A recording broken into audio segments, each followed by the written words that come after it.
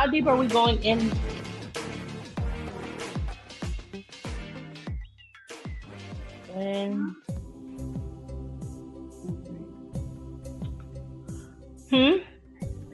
I couldn't hear your question. There, to uncover and expose. Are we going into that? Naked, to be undisguised. The Bare Naked Show? The Bare Naked Show is a show that dares to shed light on soul trauma. Experiences that are difficult to discuss, but necessary to promote healing. You have to touch it to heal it.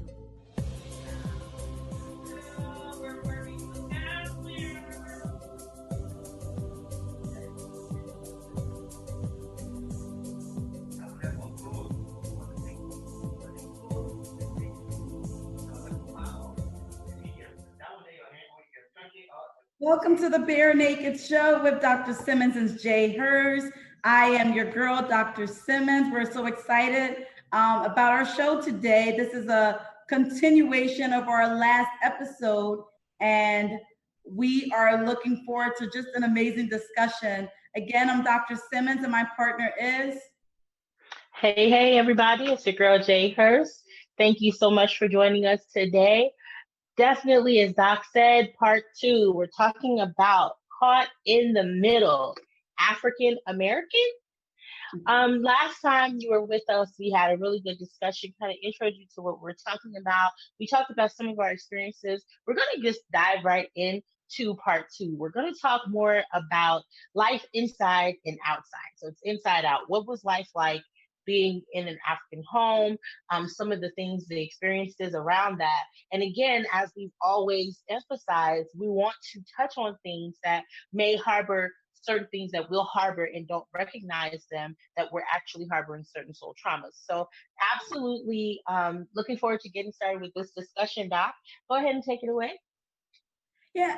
So just to recap, I guess for some, we had some interesting discussions. I remember last episode, we actually had conversations around, some of the name calling that we endured, some of the interesting questions that were raised or, some of the interesting questions that were brought to us or proposed to us, is Tarzan your neighbor, and so forth and so on. And one of the things that we highlighted in that episode is the extent to which that affects your sense of belonging, right? So it's like, okay, when you, number one, there's this whole idea of you truly don't understand what it is to be African for those that are asking those questions. But at the same time, there's also this misconception of what being African is. So we had an interesting conversation around, well, if the people at home don't really, there comes a place in your life as an African American, born in Africa, raised in America, where you are looking for your place in life and your sense of belonging. So one of the things that stuck out to me from last episode is how uniquely different it was growing up in an African household and then also trying to go to school in an American atmosphere. And there are marked differences between the two. So I think for me, I wanted us to kind of go ahead and talk about what life was like, first of all, inside of an African household, right? One of the things that I thought was very interesting is this whole idea of curfew. I remember being in high school, and my friends would complain, right, about having curfew. Oh, my curfew's 9 o'clock. That's so annoying. Or my curfew's 10. That's so ridiculous. And my first thought was, what is curfew? Because you're raised to just know that after school, and for those of us that were athletes, after track practice, you come home and you're on the clock. So your parents are waiting for you. So if you didn't have practice, the idea was that you'd be coming home. If school was over at 2:52, you should be home by 3:08. and so this whole idea of curfew was so boring to me. So I want to hear your, what was it like for you? Did you have a curfew, or was it this expectation that, listen, when school is over, you need to come home? Um, I love that you brought out that point because, like you, uh, we the concept of curfew. So I had two sides of it, right? Concept Mhm. of curfew was odd because, like you said, you come home. I was in marching band, or I did theater, musicals. So yeah, it was like you go to school after Mhm. school, whatever that time is for the bus ride. You should Yeah, be home by such and such and such a time. yeah, And if it's like you have to come home and call and say, okay, we're home. And yep. if they didn't get the call, like a minute later, the house phone is ringing. It's like, oh shoot, like whose turn was it between the siblings? Whose turn was it to call? But Yeah. then it's funny because my parents became, I would say, more Americanized, right? Mhm. Mhm. That you still had to come straight home, but then we got allowed to, like, if I wanted to go with a friend and we didn't really do a whole lot, and maybe I'm kind of going ahead, but Mhm. that's when curfew came into play, where it was, of course, we had to know, they had to have the whole fact sheet on who I was going with. Like, they had to know your family before we were even like who is this person? Who is their family? Uh, but then it's like, okay, well, since it's, say I go with watermelon and cucumber, right? Mhm. Watermelon may be more favorable than cucumber. So with watermelon, I could stay out till 8 o'clock. With cucumber, I could stay out till 6 o'clock because cucumber maybe had some unsavory habits or something. So Mhm. that was curfew. But as far as, like, like what curfew and people, that did not exist. Like, Yeah, no, you went to school and you came home. yeah. Yeah, It's interesting because you mentioned the term Americanized. I did.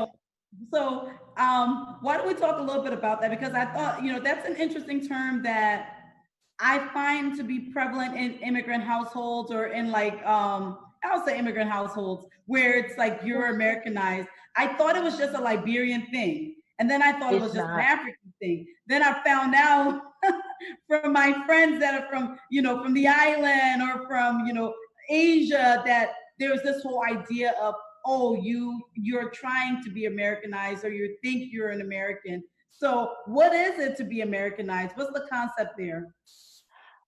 So for me, and how I use that, the concept is adapting to things that are culturally American, like Mhm. curfew. That's Mhm. not something, and maybe other cultures have it, but as like you pointed out, other immigrant household, other immigrant, I have other immigrant friends who are from different, not even from the continent, just other continents, right? In various countries, from Asia, from even some of my European friends, or South American, wherever they're from, or some of the ones, like you said, from the islands. They're just things that are culturally American that you do and or don't do, and that's like an Americanized way of doing things, or that's an American ideology, or those are American habits. So I think it's like what has become maybe generalized as American culture, if you will.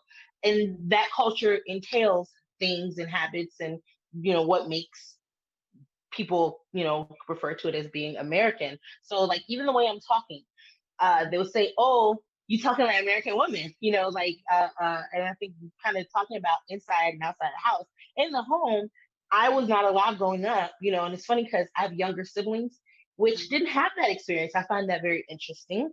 Yeah. But growing up in the household, I was not allowed to speak like this because I had to have it was them keeping our culture alive and still teaching me and raising me to the values that they hold dear as Liberian parents while they Mhm. were raising this child in America. Yeah. Yeah. So, what you pointed to there, two things that stuck out to me is, number one, in terms of being Americanized, one thought was that it's often associated, at least in my household, it was associated with being, it wasn't neutral. I'll just put it that way. It had a negative undertone. Mm, Because it meant you were shifting away from your culture of origin. You were trying too hard to adapt to the American culture. And maybe for some household it was neutral, but in our household there was a sense of like, don't try to be that, be this. And I think in essence, it was my mom's way of making sure that we hung on to our culture of origin and not lose it in pursuit of something else. Okay. You highlighted this point of, basically your parents saying things like, don't speak like that. It's so true. Parents, I have found that they become more relaxed as they in their older years, and some of the things that we were definitely not allowed to do, our younger siblings could do. So, we couldn't speak like this, but our younger siblings could speak like that all day long and be okay without any punities, right? Yes. What were some other expectations? I guess for me, one expectation was definitely the speaking a particular way. The other thing was just not having the opportunity to talk back, even when you were like convicted in being right. And for me, that was like the thing that really got to my soul, because sometimes you just know that you're right. And in an African household, it really feels as though, so for example, outside, say at school, if you had an argument to make, you could make that argument, right? But in an African household, that argument is stifled. It's like, be quiet, do not say anything, don't you dare talk back to me. And it's like, but, and there's no but. And that was one of my biggest pet peeves, is that expectation of, you're the child, I'm the adult, don't you say a word. Yeah. I think that I did have that to some extent. And again, like I said, my parents, there was a shifting for me. Yeah. And very interestingly for me, I grew up in two households, which were very similar in so many ways. So there wasn't even like an escape to say, okay, when I'm here in this household, I can relax a little bit. And to the point that I have to, even as we're talking, I'm trying to be mindful that we are having a dialogue with a general audience, because my natural inclination when I speak to someone, especially from Liberia or another African country, or even like people from the islands, my brain initially just switches to talking what's comfortable, which is, we'll say our Liberian English, or colloquial, as it's called now. So in that speaking series, or colloquial English. Yes, colloquially, yes. So it's like it's an innate thing for me, and I have to be very mindful. Like, oh wait, you can't just like switch and flip. But back to the point of the expectation, I think that parenting, and I feel like maybe that's something is a whole nother subject in and of itself. But that definitely came into play as far as your parents, their word is bond. And again, I saw it play out so much differently with younger siblings. And I'm actually happy, because I feel like there is a sense of finding a balance. We were the experiment. I like to say we're pioneers for a lot of our parents, because they didn't know they themselves were pioneering this experience in this new land. And then you have, that there are these differences, and kind of have whatever the mindset is that we come over here as Africans about this country. Like you said, someone told you streets of gold. Deal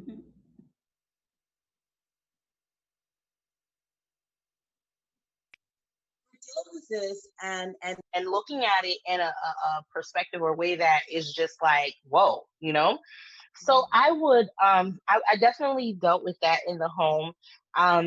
Another thing that was interesting in the home was the patriarchy and the gender roles.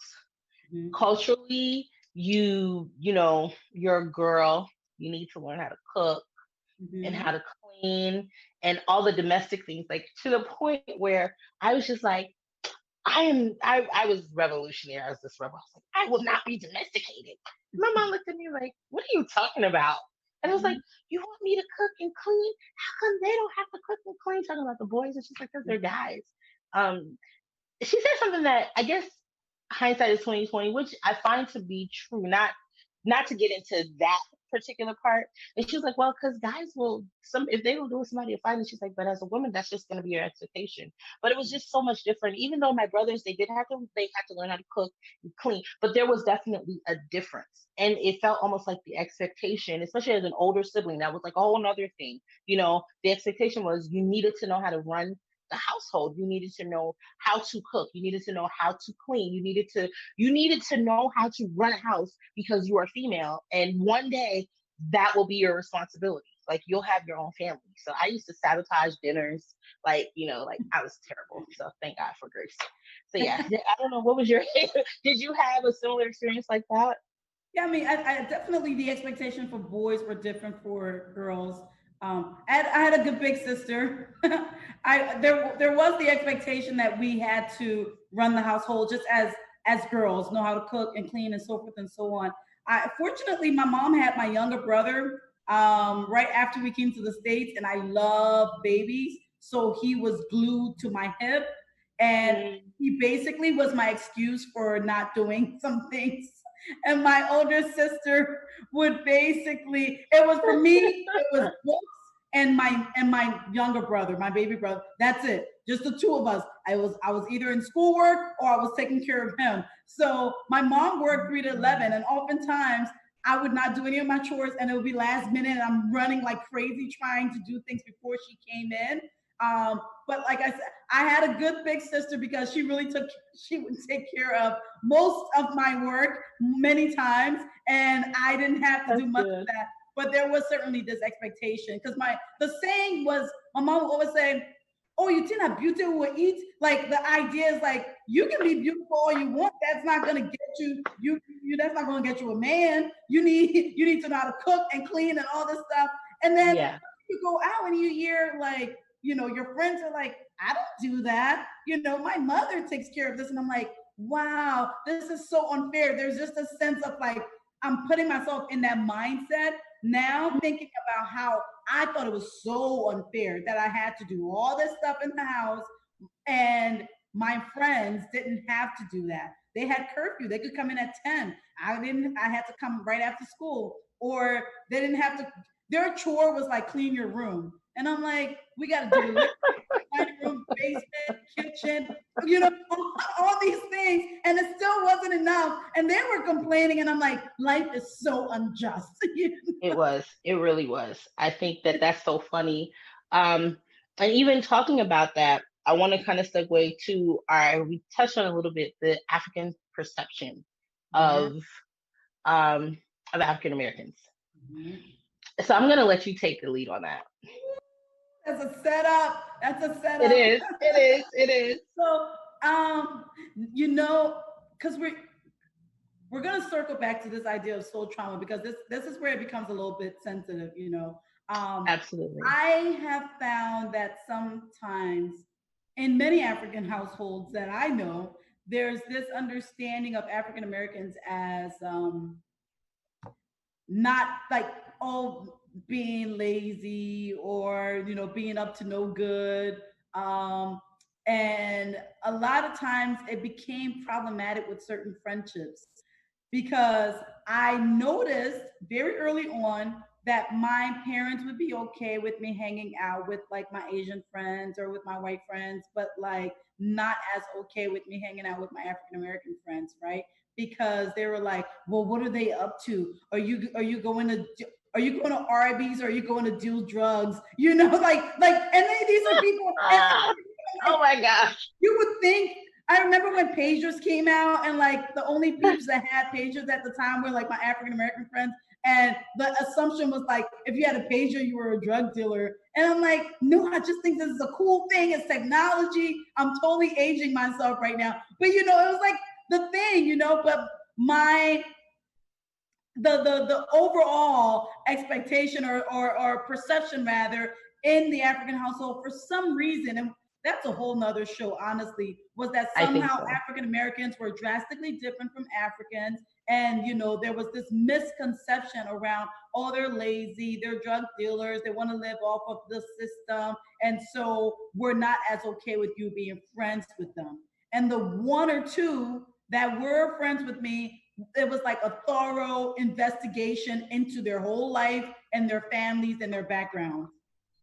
So Wow, that's interesting. And I would say there were similarities, but my parents cautioned us on Americans, period, which I found very interesting because they were like, if you weren't foreign, being from another African country or West Indies, Asian, they'd be like, that was actually the mentality about Americans, that they have this easy life and they complain, so it was really hard. And I used to always wonder, why did you bring me here? Like, why am I here? And I remember one time, I will not forget this, I don't know if he even remembers, my dad said to me, you're here for opportunity. When people see opportunity, he said, I want you, if you don't take anything else from me, I had to be maybe 6, he said, I want you to learn, you're not here to whine and complain, you're here to take advantage of opportunities. Yeah. And I was just like, 6, what is that? Like, so again, hindsight being 2020, but I think, and I just wanted to bring that out because like you said, circling back to soul trauma, that is a topic in and of itself, but that is a mindset. And then when you come over and you have someone cautioning you, don't get really tight with these people because they're this, and whatever these, stereotypes are. And then you interact with them and they start feeding into several stereotypes. They're the ones, for me, I've shared this, we talked about it last episode. They were the ones that teased me. They were the ones that made fun of me. They were the ones that asked me about, Tarzan. They were the ones that were inquiring. And as we said before, knowing the information that they got is almost like on, opposite ends, parallels. We were being taught various things that are totally wrong about each other's groups collectively. Yeah. You have people, any group of people, you'll have someone or some things that are just not all the way savory, but it doesn't mean that that's the whole collective. So I think that, and I wanted to point that out because it is something that hopefully that, at some point in another show we will dive into. As you said, it does become sensitive, but this is where soul traumas come from. And I have a girlfriend of mine who told me, had she not met me, she was like, I don't like Africans. She said, I didn't even know that you were African, because her perception was all Africans, we are all rude. And I said, some of us are, I said, some of us are very rude amongst other things, but there's a reason why. And I told her, I said, I had to learn to deal with African Americans differently because my initial experiences with African Americans were not good. Like, the reality is it was not positive. Not until I was much older in life was I able to understand, knowing the history and, being educated and actually having so now, of course, you see me, you hear me, it's like, oh, she's an African American. And then when I start talking another way, it's just like, oh, okay, maybe not. Right. So these are things that, and again, we want to touch on it because we have to touch it to heal it. And I think it helps us to bring understanding, if nothing else, shine that light and shed that light so that we all know and understand that these are things that we have to uncover so we can progress to a place of healing. I appreciate you for sharing that. As you were speaking, I guess I was just thinking about a number of things. Number one, what an interesting way to divide a group of people. Somewhere our parents got the idea that, say African Americans were X, Y, and Z. And somewhere African Americans got the idea that Africans were X, Y, and Z. And we all look the same, but the messaging that we got somewhere down the line caused us to do this to one another, as opposed to coming together as a cohesive unit, And I think that's too deep. I don't even want to get into this. It's too deep for right now. But that's just an interesting way of just really dividing a group of individuals, And it took us, what you said is so true. It took me becoming an adult, being friends with an African American, for years and years and years, and then having a whole bunch of friends, just multicultural friends. But it took me a while to get to a place where I could undo some of the framework that was laid out for me from my family or just the African community at large. I think one of the things that I realized was, I think for our parents and our aunts and uncles, they were trying to preserve their culture and they wanted us to preserve that culture. but they were also going off of what they were being shown on, like, say, the media. Oftentimes when you see there's a drug deal that happened, who do they show? They show someone like you and I. So they took all of that messaging in and overgeneralized and stereotyped against some people that look just like them. They're just a different version of themselves anyway. Absolutely. It's kind of like a weird way to lay the groundwork from some internalized racism, because these are individuals that look like me, and I'm, not great towards them, and then vice versa. We talked the last time about images that were shown of Africans is with the little, the fly the right through the nose, naked, they never. So of course, that's the foundation that was laid down in our African American brothers and sisters' head about who we are. And I think ultimately, because of the messaging and because of just horrible stereotypes that were laid down, it put those of us that are in this hybrid role in a weird place, because we had to then find ourselves. Where do I fit in? Do I want to continue having that mindset of, oh, Americans are no good, or African Americans are all drug dealers and bad people, which is that's just a fallacy, if there's no truth to that, or do I want to educate myself and get to a place where I recognize that these are my brothers and sisters, and there's so much I can learn from them, and there's so much resilience, and then educate my parents. And, and that's a hard thing to do, because there's this idea of trying to tell them that what you see on TV does not reflect the community at large, and we need to get to a place where we can unite as opposed to divide. But you're stuck in the middle because you're trying to figure out, where do I land and how do I send this message across? I would say for me, and I appreciate you sharing that. I would say for me, again, this is where even the vast, how we even have differences in how we experience that. I will say for me, I was still older. I would say, I had friends here and there in elementary school, but it was really high school for me. But going to my parents and how they thought, and that, again, it was more so like just as Americans.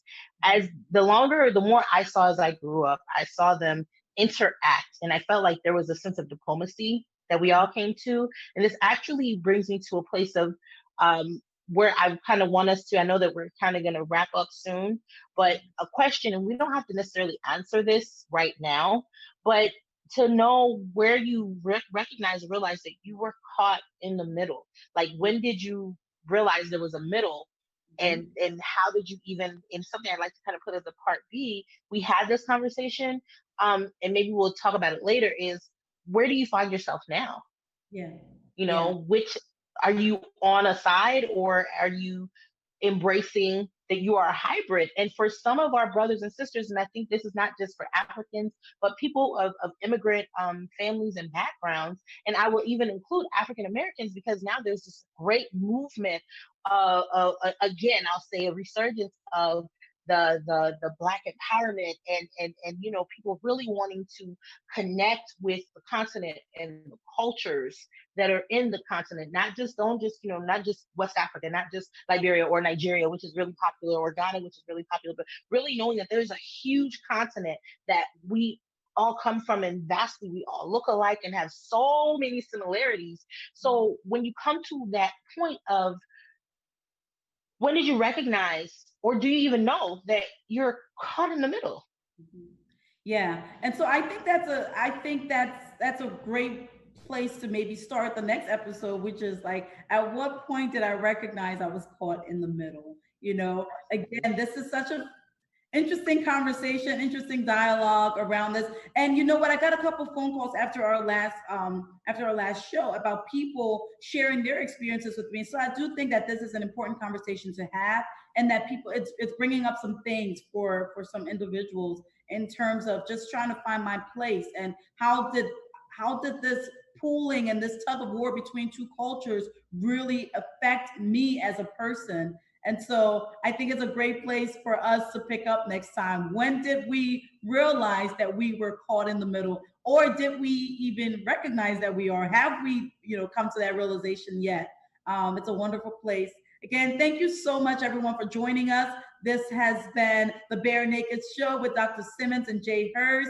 Join us next time when we will continue this conversation about being caught in the middle. Good night. Good night, everyone.